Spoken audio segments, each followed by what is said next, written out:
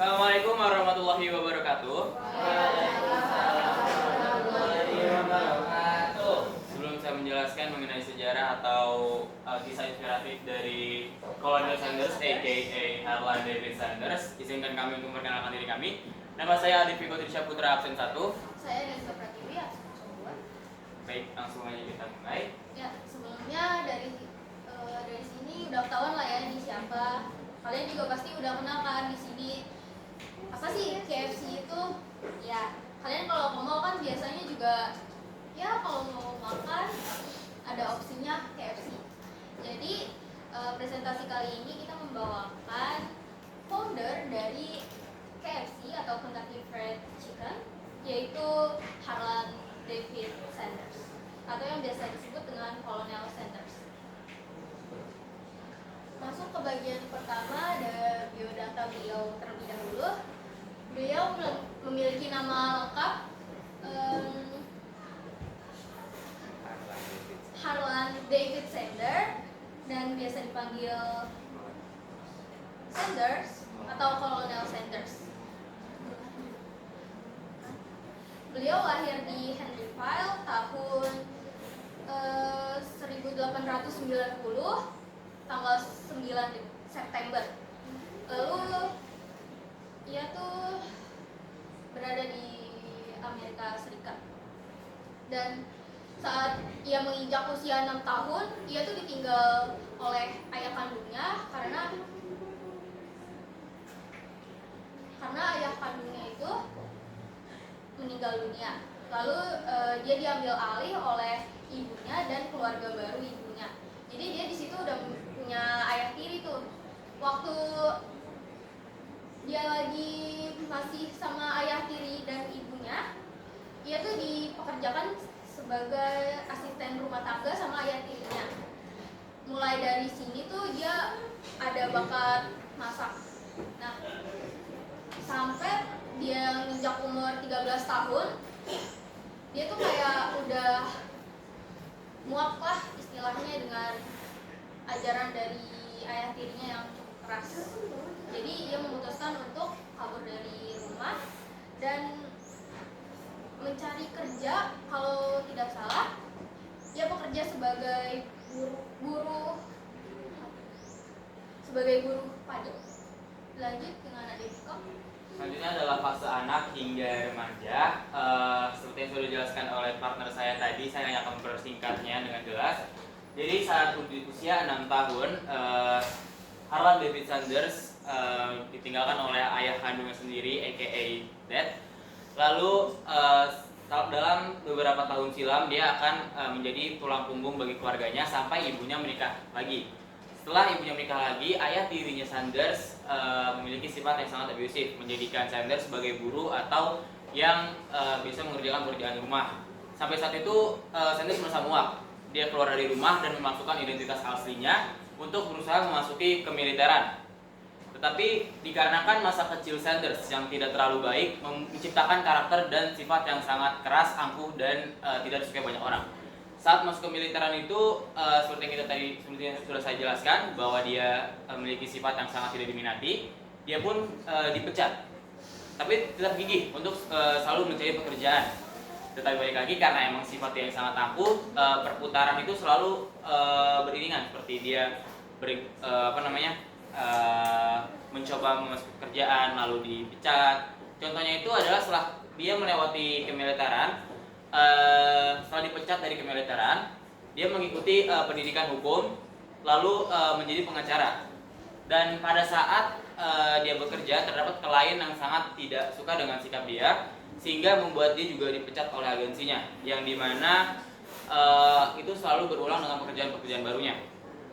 Sampai akhir dimana dia negara yang dia tempati mengalami krisis ekonomi, sehingga tempat dia bekerja bangkrut dan dia akhirnya dipecat. Sampai saat itu juga setelah dia dipecat, ada tempat perusahaan bahan bakar atau bisa kita kenal di luar itu adalah Shell. Shell menjanjikan sebelumnya David Harlan Sanders menyewa tanah atau menyewa lahan yang ada di SPBU yang ada di Shell untuk membangun sebuah bisnis yang dimana bisnis itu tidak bertahan lama dan tidak mengalami keuntungan bagi Sanders. Tetapi perlu diketahui kerjasama dia dengan Shell itu adalah cikal bakal berdirinya KFC, sampai di mana ia bertemu dengan Herman Cafe. Saat dia bertemu dengan Herman Cafe, ia mulai merintis kembali bisnisnya sehingga menjadi cukup besar, dan di mana itu menimbulkan pesaing. Dan di sini terjadi konflik antara KFC dan pesaingnya, bisa kita sebut pesaingnya sebagai Stewart. Karena persaingan yang cukup ketat, Stewart berinisiatif untuk melakukan adu tembak sehingga terjadi konflik, di mana menyebabkan ada menimbulkan kematian di karyawan Sanders. Semenjak saat itu pesaingnya sendiri, Stewart, ditangkap dan dipidana sehingga KFC tidak mempunyai lagi pesaing, di mana itu menjadi suatu peningkatan dan keuntungan bagi KFC. Fun fact sendiri, di sini ada strategi marketing yang dijalankan oleh David Sanders, yaitu pada bagian penamaan bisnisnya. Awalnya bisnis David Sanders hanya sekedar nama aja, kayak warteg David Sanders begitu. Tapi dia mendalami. Kita tahu tempat yang ia jalani sebagai tempat bisnis sekarang itu berada di Kentucky, di mana Kentucky terkenal dengan ayamnya yang sangat berkualitas. Dia menamai bisnisnya dengan Kentucky Fried Chicken, yang dimana setiap orang pasti sudah tahu, oh ini ayam Kentucky nih, ayam berkualitas. Dia memainkan citra yang ada pada Kentucky saat itu, sehingga dia mengalami peningkatan.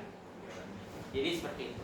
Selanjutnya pada tahun 1939 ini yang sudah saya singgung sebelumnya mengenai dia selalu ditolak pekerjaannya sampai ia menemukan resep ayam yang baru, dan dia bekerja sama dengan Herman Cafe sampai ia mendapati gelar kolonel. Gelar kolonel pada saat itu adalah gelar tertinggi yang bisa pemerintah berikan terhadap individual.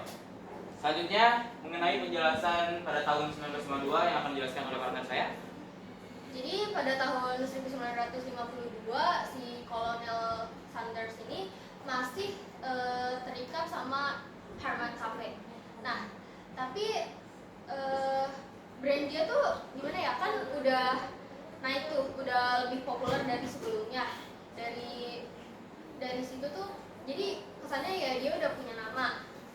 Terus seperti yang tadi sudah disinggung, kalau sifatnya si Kolonel Sanders ini agak jelek, dan ini tuh di sini tuh keulang lagi. Jadi dia tuh gak terima sama komisi yang didapat dari si Herman Cafe. Nah, di sini tuh terjadi cekcok, dan si Kolonel Sanders memutuskan untuk keluar dari kontrak dengan Herman Cafe. Nah, saat dia sudah keluar itu, dia tuh pede, kayak ini resep ayam saya tuh udah punya nama, kayak udah gede lah namanya. Tapi dia tuh melamar ke beberapa perusahaan, tepatnya menjual resepnya, tapi ditolak terus sampai penawaran ke 1008. Lalu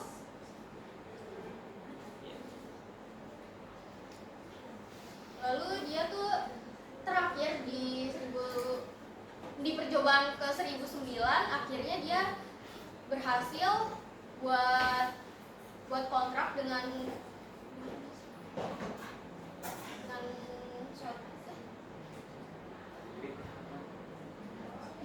maaf.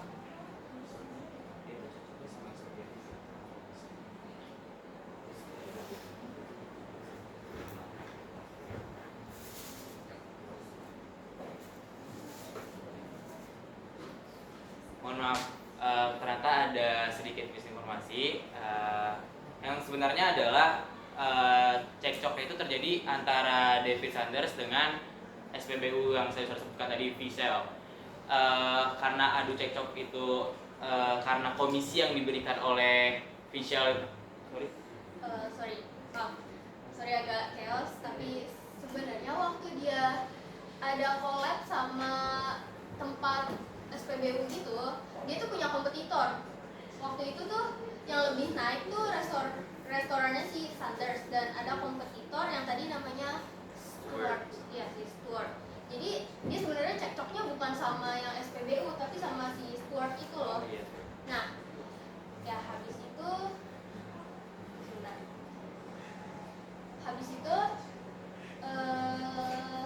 Sanders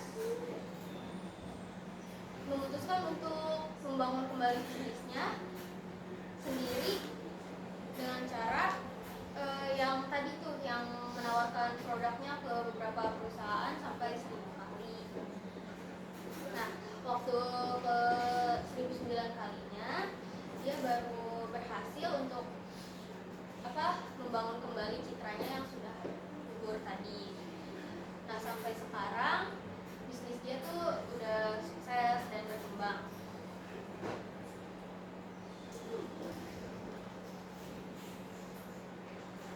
Ini ada masa kejayaannya Kolonel Sanders. Jadi dia udah berkembang ya banyak lah, di daerah-daerah kecil juga udah ada. Dan sudah terbentuk lebih dari 600 cabang franchise pada tahun 1955. KFC kemudian dikenalkan di halayak pada tahun 1966, 3 tahun setelah dia membuat 600 cabang. 3 tahun berarti. 3 tahun setelahnya KFC itu masuk ke perusahaan New York, dimana waktu itu tuh karena New York itu citranya kayak tinggi banget, value-nya tinggi banget dibanding desa biasa kayak Kentucky gitu. Lalu meski begitu, Colonel Sanders masih aktif mengunjungi beberapa restoran KFC di dunia dan berkunjung sebagai ambassador KFC. Dan dia meninggal di usia 90 tahun pada 16 Desember 1980 di Louisville, Kentucky. Dia balik untuk meninggal di tempat kelahirannya. Jadi ada. Lalu berikut ada sedikit kutipan dari Colonel Sanders kepada kita semua yang sedang berusaha untuk menjadi yang terbaik di dunia ini, yaitu adalah, saya hanya punya 2 aturan: lakukan semua yang Anda bisa dan lakukan yang terbaik yang Anda bisa. Ini adalah satu-satunya cara untuk Anda bisa mendapatkan perasaan atas mencapai sesuatu. Sekian dapat saya dan partner saya sampaikan. Sesi tanya dimulai dari sekarang. Apakah ada yang ingin bertanya? Wis, saya bertanya. Gak mau berpikir, saya tidak bertanya.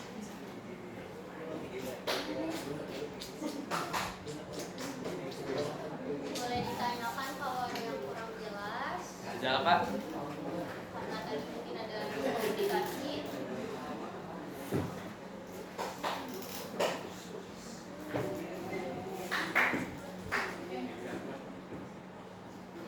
Baik, karena tidak ada pertanyaan, presentasi saya tutup. Wassalamualaikum warahmatullahi wabarakatuh.